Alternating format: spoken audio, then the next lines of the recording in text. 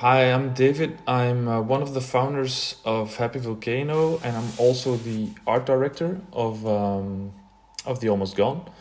My background is mostly in graphic design.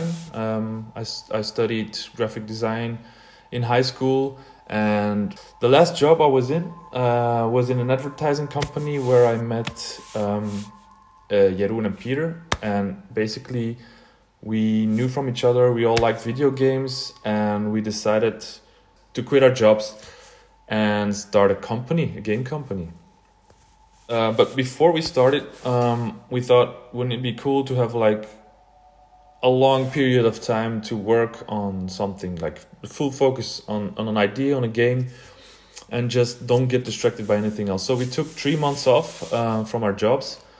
We rented a small space, and then we just started brainstorming. I just started on making a whole lot of assets and illustration stuff that was in my head. It was a fun period because it was a lot of experimentation. There was no deadlines. There was no nothing. It was just purely doing stuff we liked, and we came up with a whole world and a lot of cool visuals for like a game world. I was really looking forward to putting my skills as a graphic designer into the video game world, because most of the stuff you see is made by people who really know how to make video game assets. But I wanted to take a different approach and take the background I had as a graphic designer, as an illustrator, into the game world.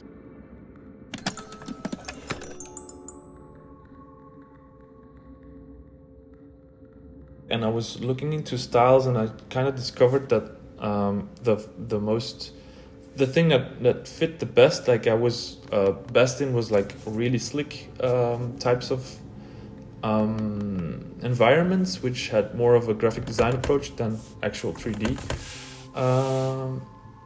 So basically, we had a lot of stuff. We had a lot of small environments which already were placed on a tile. There was some kind of concept growing, but we didn't know what the game was gonna be. The actual gameplay. We had some notions, but we didn't know like the mechanics would be, what the story would be, and we were kind of stuck. Like after the couple of months we worked together, we were like, okay, so we have this cool thing. We know we can do something with this, but what? We were kind of stuck a little bit. And that's how we met Joost van der Kastelen. We got into contact with him. He's a writer, but he's also really into video games. And when we showed them the art we had and the world we created, he just wanted to work with us and create a story together. So we sent him home again with the art and decided we should meet back like in a couple of weeks. He came back with a story about death, about a girl, and from that time on, we just decided, okay, this is the theme we're gonna work around. It's gonna be about death. It's gonna be a dark theme, because we didn't immediately have the idea of going somewhere that dark. But actually, it was nice to have some sort of adult theme around the pre artworks. It was a cool contrast. So I kind of was thinking, like, why did he think of that? Why did he come up with that story? And then when I started analyzing my own stuff, I thought, yeah, of course, this thing looks really like colorful and joyful. But there are stories in all of those small little objects going on. And if you see this artwork, it's like looking at pieces of a dollhouse.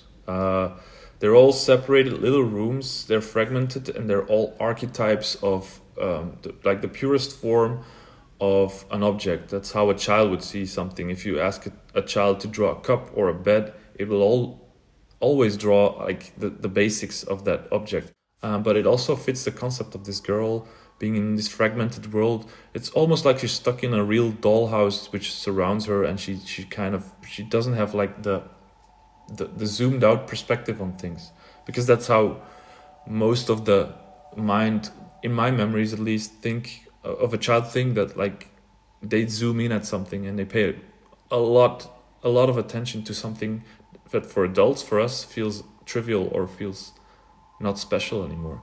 So yeah, when we got like a piece of the story, I went to work on some sort of level design. I poured it into some sketches, like we had maps of like all the tiles placed to each other, and then we drew some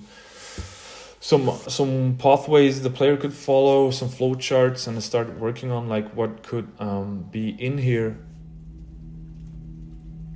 What we really wanted to do is not just make mechanical puzzles. We wanted it to really resonate with the story, so you were not just solving puzzles for the sake of puzzles. It needed to be something that was blocking your way, or that had a meaning, and that gave you some more feedback on the character, or made the story evolve. We call it like making puzzles to story beats. So you have a certain point in the story where you discover something by doing a puzzle, and not just doing a puzzle because something's blocking your way.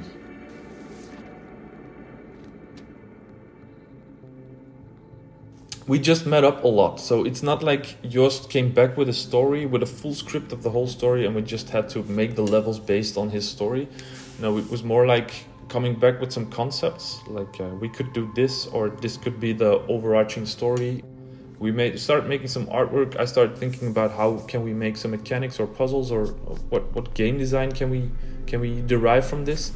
Then he got back into his mind and came up with a new story, and then he went a little bit further, and it was like a really organic way of working, but that kind of resulted in like a really interesting, mysterious story as well. So it's really unpredictable what's going on in The Almost Gone, and I think that's a major strength of like the way we work together, and like also the genius of the weird mind of Joost.